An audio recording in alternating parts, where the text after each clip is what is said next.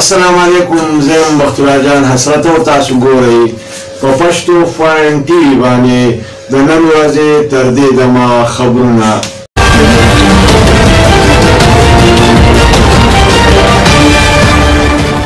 تر ټولو اول سر خبرونه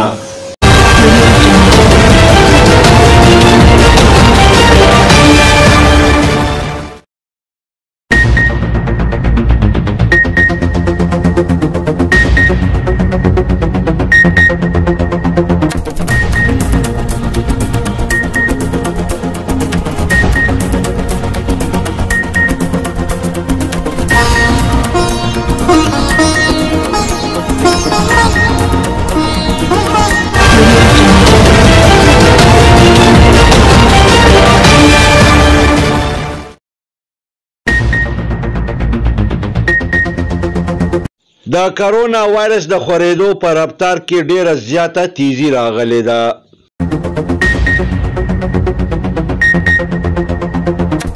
وزیر اعظم عمران خان ویلي دي چې پاکستان عالمي طاقت جوړول زما خوب دی.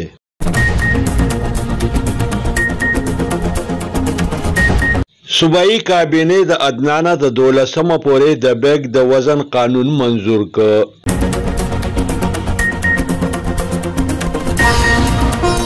کامران بنگش د صوبایي کابینې د اجلاس په حواله باندې میډیا ته بریفینګ ورکړ.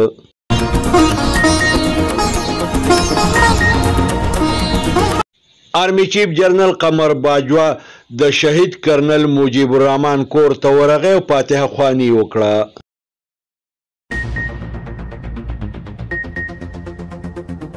دا فضايي لړاکا جهازونو په موټروي باندې تجرباتي لینډینګ وکړ.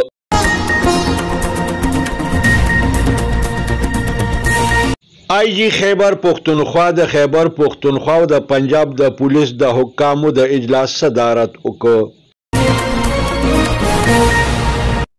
حکومت د بجلی په قیمت کې 3.80 پیسې د اضافي منظوري ورکړه.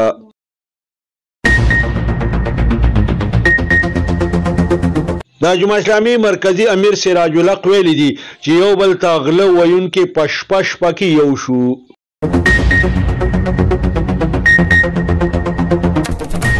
د جمعیت علماء اسلام مرکزی امیر مولانا فضل الرحمن د مسلم لیگ نون د مرکزی سینئر نائب صدر مریم نواز سره ملاقات وکړ.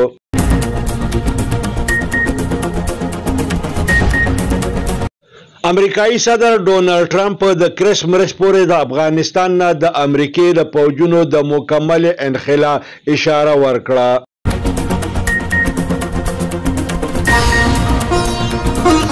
په جرمني کې بغیر د ماسکه د پارلیمنټیرینز په پارلیمنت کې په داخله باندې پابندي ولګولې شوه.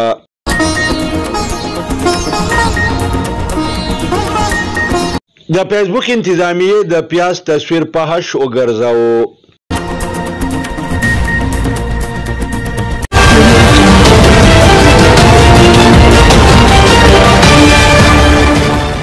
او اوس د دې خبرونو تفصیل.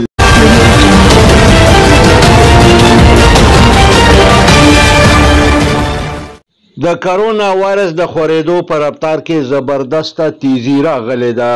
د کرونا وایرس د خورېدو په رفتار کې د تیزی او په ایسوپیز باندې د عمل درآمد نه کولو په وجه باندې و بازارونه او 12 شادي حالونه د بندولو سفارش کړی شوی دی. وزیر اعظم عمران خان ویلي دي پاکستان عالمي طاقت جوړول زما خواهش دی. په دې لړ کې به د هیڅ قسم قربانۍ نه دریغ نشي کولی.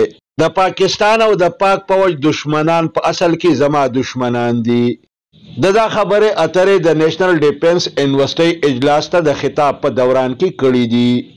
د خیبر پختونخوا کابینې د عدنانه د 12مه پورې د بیگ د وزن د پاره قانون منظور کړ. د صوبایي کابینې اجلاس ته د خیبر پختونخوا وزیر اعلی محمود خان ویلي دي چې په لویه پیمانه به د روزګار د فراهمۍ د سیکل ډیولپمنټ په پیداوار کې د اضافي اهدافو حاصلول به یقیني جوړولی شي. د په دې موقع باندې د ذخیره اندوزۍ او د ګرانۍ د کنټرول کولو هدایات جاری کړه. د کابینې د اجلاس صدارت هم وکړ. د اجلاس نه وروسته د وزیر اعلی د اطلاعاتو دپاره معاون خصوصي کامران بنګش میډیا ته د اجلاس په حواله باندې بریفینګ ورکړ او میډیا یې د اجلاس د فیصلو نه آګاه کړه. آرمی چیف قمر باجوا د خپلې کورودانې سره د شهید کرنل مجیب الرحمن کور ته ورغی. د شهید د لواحقینو سره ملاقات وکړ او د دې په سرونو باندې لاس راښکل او د بچو سره یې مینه وکړه. د په دې مقوي چې د آخري دهشتګرد د خاتمې او د پایدار امن د قیامه پورې به د دهشتګردو خلاف جنگ جاری. د پاک فضایي لړاکا جهازونو په لاهور اسلام آباد موټروي باندې تجرباتي لینډینګ وکړ. د خیبر پختونخوا آی جی ډاکټر ثناء الله عباسی د خیبر پختونخوا او د پنجاب د پولیس د افسرانو د مشترکه اجلاس صدارت وکړ. حکومت یو ځل بیا د بجلی په قیمتونو کې د اضافې منظوري ورکړه. د اضافې په دې منظورۍ کې به د بجلی د یو یونټ قیمت کې 83 پیسې اضافه وکړی شي. د جمهوریت اسلامي مرکزی امیر سېنیټر سراج الحق ویلي دي چې یو بل ته غله ویونکي په یوه شپه کې رایو شو. د زیاته کړې ده چې د پی ټي آی موجوده حکومت په اصل کې د پیپلز پارټۍ او مسلم لیگ د بی ټیم حکومت دی. په حکومت کې شامل وزیران او مشیران یا د پیپلز پارټۍ سره تعلق لرونکي او یا بیا د مسلم لیگ نون سره تعلق لرونکي خلک دي. د جمعیت علماء اسلام مرکزی امیر مولانا فضل الرحمن د مسلم لیگ نون د مرکزی سینیر نائب صدر او د پخوانی وزیر اعظم د لور مریم نواز سره ملاقات وکړ. مریم نواز په دې موقع باندې د مولانا فضل الرحمن استقبال وکړ. امریکایي صدر ډونالد ټرمپ د کرسمس پورې د امریکایي پوځونو د افغانستان نه د مکمل انخلا اشاره ورکړه. په جرمني کې د پارلیمنټیرین بغیر ماسکه په پارلیمنت کې په داخله باندې پابندي لګولې شوې ده. کم پارلیمنټیرین چې پارلیمنت ته بغیر د ماسکه د داخلېدو کوشش کوي په دې به غټې جرمانې لګولې شي. د فیسبوک انتظامیې د پیاز تصاویر فحش ګرځولي دي. د فیسبوک انتظامیې دا فیصله هغه وخت وکړه چې د کینیډا یو زري کمپنۍ د پیاز تصویر په اشتهار کې ورکړ. د فیسبوک انتظامیه وایي چې د پیاز تصاویر فحش دي او دا د نوي نسل اخلاقیات خرابوي. په دې وجه باندې په فیسبوک باندې د دغه کمپنۍ په دغه اشتهار باندې پابندي لګولې شوې ده.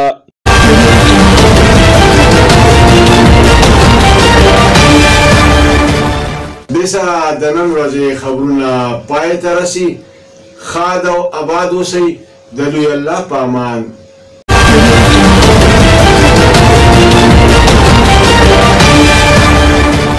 کتونکو پښتو فاین ټي وي سبسکرایب کړئ. د ټلۍ په بټن ګوته کېږئ او دا رنګې دا خبرونه کتل د خپل ژوند معمول وګرځوئ.